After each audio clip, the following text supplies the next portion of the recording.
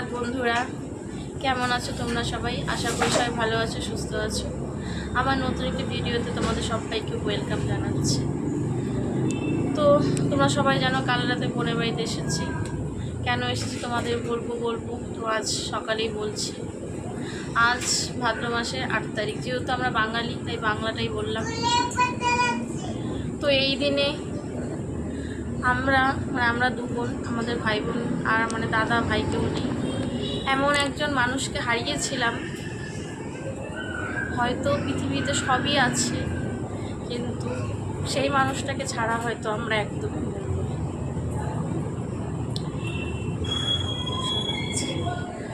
তো হলো, হয়তো তার নামের অক্ষরটা খুবই ছোট, তাকে ছাড়া সরি। তোমরা ঠিকই হয়তো বুঝতে পেরেছ, আজকের দিনে আমরা আমার মাকে হারিয়ে ফেলেছি।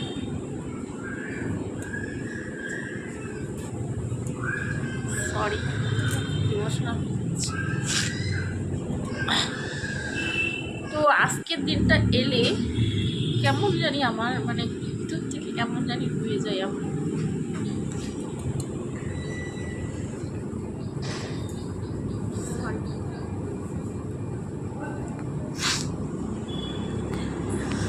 সবই আছে পৃথিবীতে, কিন্তু এমন একজন নেই যে আমরা হয়তো পুরোটাই তাকে ছাড়া অনাথ হয়ে গেছি।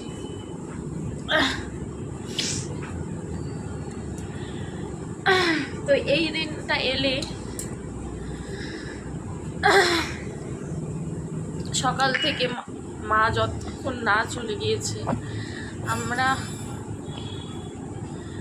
মায়ের সাথে কি করেছি না করেছি সব আসলে আমাদের যেহেতু অন্য কেউ নেই, তো আমরা দু বোন মায়ের সাথে এমন করে ছিলাম, যেমন করে ধরো মা বাচ্চাদের যখন জন্ম দিতে গিয়ে মা একদম বাচ্চাদের আগলে রাখে, সেমনি আমরা দু বোন পাশেই ছিলাম। তো মানুষ তো চিরস্থায়ী নয়, মানুষকে হয়তো সবাইকেই চলে যেতে হবে। কিন্তু যখন আমার মা চলে গেছিলো, তখন আমি ঠাকুরকে একটা কথাই বলেছিলাম, ঠাকুর এত তাড়াতাড়ি কেন? মা 42 বছর বয়সে মারা গেছিল। জানি সবাই, যার মৃত্যু আছে যার জন্ম আছে মৃত্যু হবেই। তোমরা দেখেছো কিছুদিন আগে আমার ছেলের বার্থডে গেল। তো আমার ছেলের বার্থডের সময় আমার মা নার্সিংহোমে ভর্তি ছিল। তো মা যেদিন অসুস্থ হয়, তো আগেই বলে রাখি মার ব্রেন স্ট্রোক হয়েছিল। তার আগের দিনে আমার বাড়িতে ঘুরে এসেছে, সাথে করে আমার ছেলের একটা গিফট নিয়ে গেছিল। আমি বললাম আমার ছেলে জন্মদিন তো অনেক দিন পর, তুমি এত তাদের কিছু আসবেই তো। মা বললো দিয়ে রাখি, দিতে তো হবেই, আসলাম যখন দিয়ে রাখি। তো বুঝতে পারিনি হয়তো মায়ের এটাই আমার ছেলেকে দেওয়ার শেষ গিফট।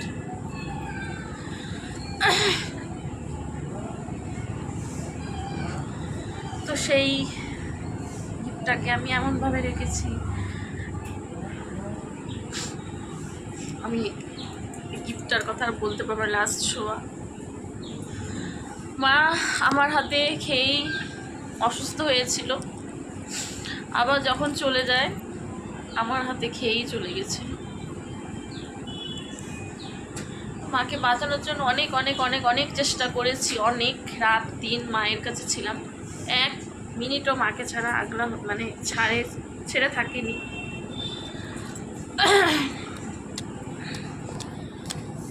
কিন্তু যখন ডাক্তার বললো থাকবে না,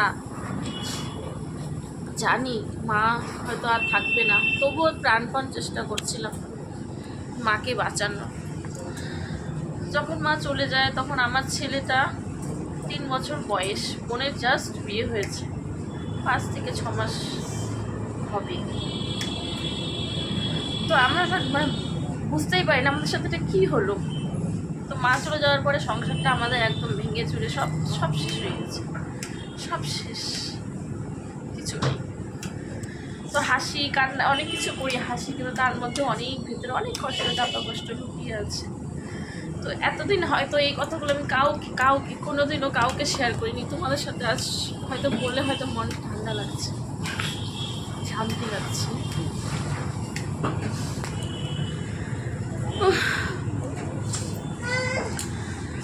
আমার ছেলেটা যখন একটু মানে পেয়েছে হয়তো মাকে, কিছু বুঝেছে, কিন্তু এই দেখো আমার ভাগ্নেটা তো কিছু পায়নি। ওই হয়তো একটু হয়তো পেয়েছে তারপরে যে ছিল। আর আমার মেয়েটা তো মানে কি বলবো, কিছুই না, কিছু পায়নি, কি মানে কিছু পাইনি। যেগুলো পাওয়ার কথা এক ভাগও কিছু পাইনি, কারোর থেকে কিছু। ছেলেকে ওই অবস্থায় ধুয়েই আমি সারাদিন নার্সিংহোমে পড়ে থাকতাম। শ্বশুরবাড়িতে প্রচুর সাপোর্ট করেছে আমাকে, ওই সময় সংসার দেখিনি। 15টা দিন মা নার্সিংহোমে ছিল। তারপরে যখন থাকবে না ডাক্তার ডিক্লেয়ার করে দিল, তখন আরও 5 দিন নর্থ বেঙ্গল মেডিকেল কলেজে ছিল। তো নার্সিংহোম থেকে বের করা মানে ভেবেই নিয়েছিলাম মা আর থাকবে না, হয়তো যত নিঃশ্বাসটাই ছিল, মৃত্যুর হয়তো প্রহরী গুনছিলাম কবে চলে যাবে।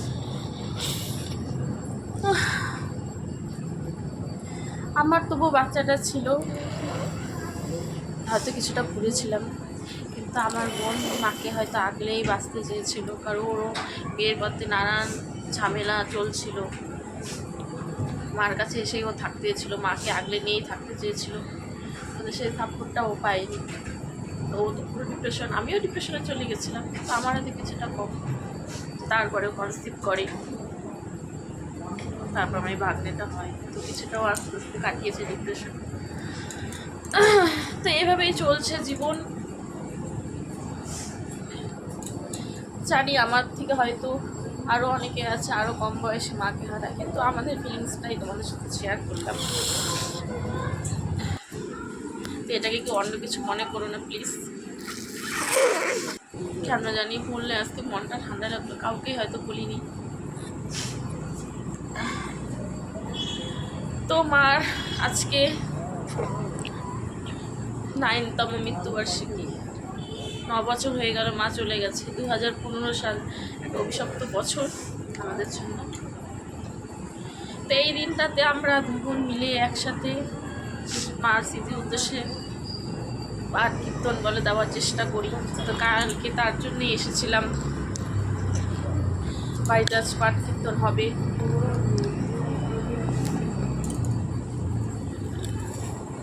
জানি না মাকে হয়তো কতটা ভালোবেসি, ভালো হয়তো বাঁচতে পারিনি, তাই হয়তো ওই ফান করে এত তাড়াতাড়ি চলে গেছে। তো আর বলে রাখি, আমার বোনের বাড়ি আর বাবার বাড়ি পাশাপাশি। কালকে তোমাদের বললাম আমি যেখানে থাকি, তো ওটা যেখানে থাকতাম হবে আমি যেখানে আমার জন্মস্থান। বোনও আমার বাপের বাড়ির সামনেই বাড়ি করেছে। তো আছে বলে হয়তো আমি বাপের বাড়ির কিছুটা হয়তো গন্ধ পাই, স্বাদ পাই, যাওয়ার জায়গা, পাড়াটাতে থাকি, যেখান থেকে বড় হয়েছি সেখানে হয়তো আসতে পারি।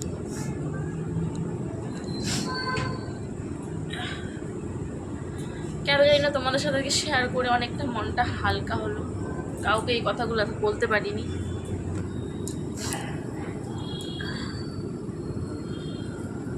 তো ভিডিওটা দেখতে থাকো বন্ধুরা। মায়ের উদ্দেশ্যে পাঠ কীর্তন হবে বাড়িতে, তোমরাও একটু বলো ঠাকুরকে আমার মা যাতে খুব ভালো থাকে।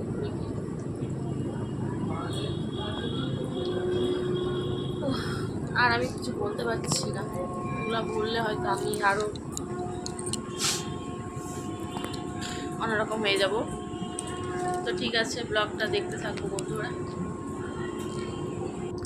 তো বন্ধুরা, তোমাদের সাথে অনেক কিছু শেয়ার করার পরে মনটা একদমই ভালো লাগছিল না। তো বাড়ির সামনে, আমার বাড়ির সামনে দেখো মাঠ আছে বড়, ওখানে একটু চলে এসেছিলাম। আর এই মাঠে দেখো, এটা রাধা গোবিন্দ মন্দির। এখানে সব ধরনের অনুষ্ঠান হয়, দুর্গাপূজা, কালী পূজা, যা যা আছে সব ধরনের অনুষ্ঠান হয়। পৌষ মাসে কীর্তন হয় বড় করে, তো তোমাদের সাথে শেয়ার করব পরে। তো তারপরে দেখো রান্না চাপাবে, তার জন্যই পুজো দিয়ে নেওয়া হচ্ছে। আর ছাদে প্রথমে ভেবেছে রান্না করব, তো পরে মানে সবজিটা বসানোর পরে এত জোরে বৃষ্টি এসেছে, তো সেই অবস্থায় আবার নিচে নামাতে হয়েছিল। কি অবস্থা, মানে মুষলধারে বৃষ্টি চলে এসেছিল। তো একটু পরে দেখবে। তো এটা আমার কাকিমণি হয়, পুজো করে নিচ্ছে কাকিমণি। তা আমরা সবাই মিলে একটু একটু করেছি, আরও অনেক কাকিমণিরা এসেছিলো, পাড়ার কাকিমণিরা এসেছিল। দেখো এখানে ডাল ভাজা হচ্ছে, আর ঘাটি তরকারি যেটা ওটা হয়ে গেছে, দেখাবো চলো।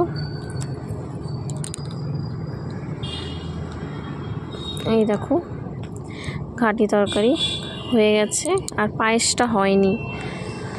পায়েসটা আগেই করা দরকার ছিল কিন্তু হয়নি, দুধটা একটু পরে এসেছে তার জন্য। তো এই দেখো, তো সন্ধ্যের মধ্যে যারা পাঠ করবে তারা সবাই চলে এসেছে। আর এই কাকিমাগুলো সবার শ্বশুরবাড়ির পাড়ারই থাকে।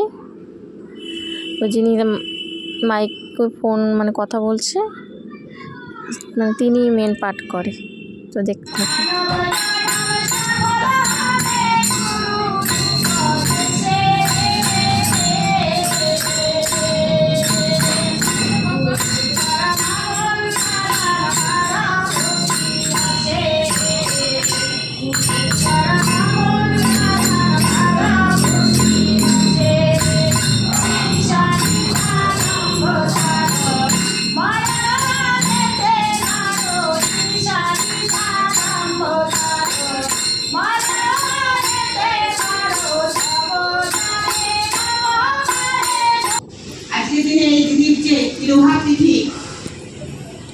তাই দেখো, স্বীকৃতি না থাকলে কোনো কিছু হয় না। ওনার স্বীকৃতি ভালো ছিল, আজকে ওনার মেয়েরা ওনার এই তিরোভাব তিথি উপলক্ষে এই যে ভক্ত সঙ্গ দিয়েছে, এই বড় দুর্লভ জিনিস। স্বীকৃতি না থাকলে এই সমস্ত চিন্তন হয় না। যে চলে গেছে সে চলেই গেছে, তার জন্য আর কি করতে হবে? এখনকার পরিহত জীবের এই চিন্তন। কিন্তু যার স্বীকৃতি আছে সে সবসময় মনে করবে যে চলে গেছে তার এই আত্মার কল্যাণের জন্য এই যে ভগবানের কথা দিলে তার আত্মার শান্তি পাবে। এবং উনি যে জনিতেই ওনার জন্ম হোক না কেন, আজকের এই মধুময় ভগবানের কথা যদি উনি সেই জনি থেকে যদি শ্রবণ করে, তো সেই জনি থেকে ওনার আবার নতুন জন্ম হয়ে যাবে।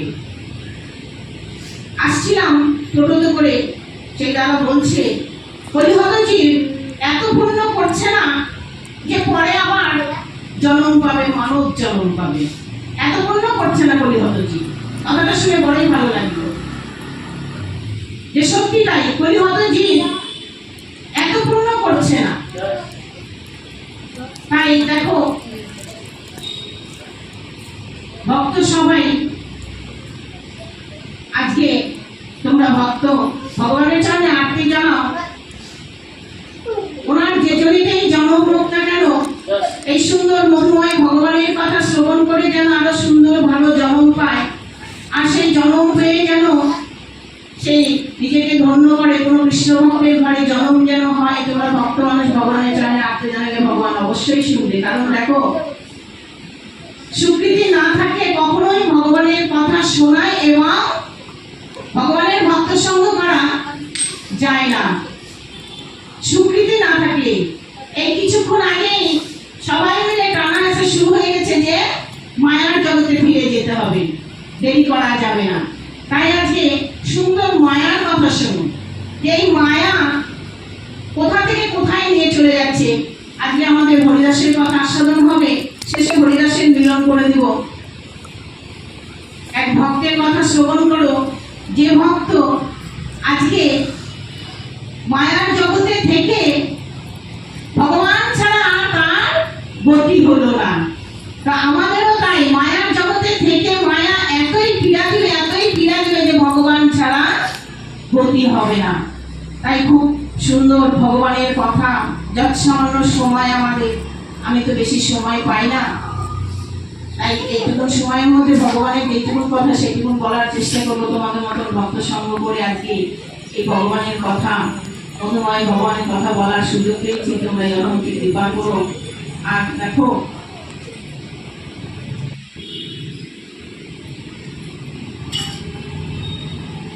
গুরুদেবের কৃপা ভক্ত সঙ্গ ছাড়া ভগবানের কথা শ্রবণ করা, ভগবানের ভক্ত সঙ্গ করা বড়ই দুর্লভ। তাই এমন সুন্দর মানব জন্ম পেয়েছো, এমন সুন্দর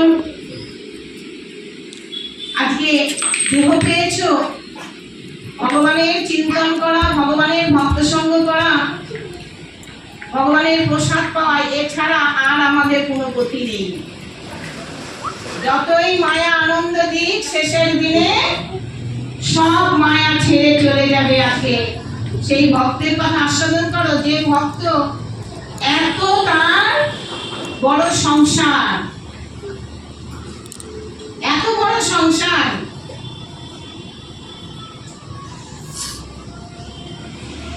তো বন্ধুরা দেখে নাও যার জন্য আজকের এত সব কিছু আয়োজন, সেই মানুষটাকে। আর তখন পাঠ হয়ে গিয়েছিল, কারণ এতক্ষণ ধরে কীর্তন হয়েছে, পাঠ হয়েছে, সবটুকু তো আর শেয়ার করা যায় না, তাহলে ভিডিওটা অনেকটাই বড় হয়ে যাবে। তো যতটুকু পেরেছি ততটুকু শেয়ার করেছি। এই দেখো আমার মা। তো পাঠ কীর্তন শেষ হয়ে যাওয়ার পরে সবাইকে প্রসাদ দেওয়া হয়েছে, আত্মীয় স্বজন, পাড়া প্রতিবেশী যারা যারা আছে সবাইকে প্রসাদ দেওয়া হয়েছে। তাই একটু শ্যুট করেছিলাম, তো দেখতে থাকো। এই দেখো ঘরে বসানো হয়েছিল, এখানে সবাই আমাদের আত্মীয়ই হয়, বেশিরভাগ মানুষই।